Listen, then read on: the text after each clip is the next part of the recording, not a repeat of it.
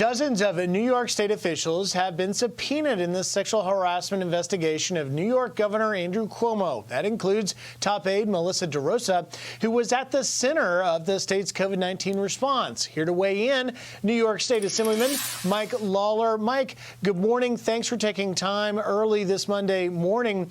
Tell us exactly what you can about this subpoenaing, particularly that of Melissa DeRosa. Good morning, Griff. Thanks for having me. Look, when you heard about these allegations from the beginning, one thing was clear.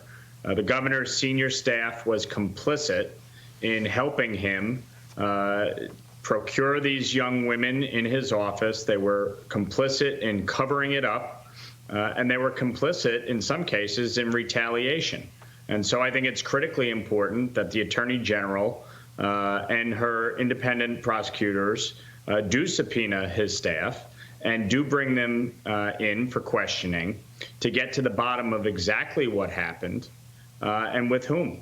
And so I'm glad to hear it. And I think it is long overdue. You know, multiple reports indicate you have a culture of corruption in the governor's office, and you have a staff that very much acts like their boss.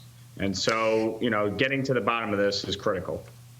Paul Fishman, the lawyer representing Governor Cuomo's administration, responded to Letitia James' subpoenas, saying this, quote, "No one should be surprised that the AG's office is issuing requests for documents and interviewing witnesses, including many who work for the governor. It's wildly premature to speculate what it means." Does that surprise you that the governor's attorney pushing back like that? No, I think that's a pro forma kind of statement. I think the reality here, though, is this. There are two investigations going on at the moment. One from the Attorney General's office with respect to the sexual harassment and assault allegations, and one from the Department of Justice investigating the nursing homes. In both cases, his staff is knee-deep in it.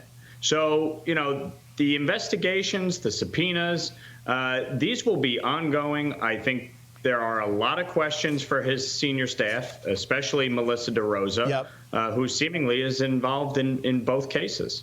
And we were following both of those investigations. Before I lose you, Mike, I've got to ask you, though, about a new report coming out of your state showing taxpayers are paying up to $1 million a night to house the homeless in New York City since the pandemic started. You can see there, it's a simple number, 1 million.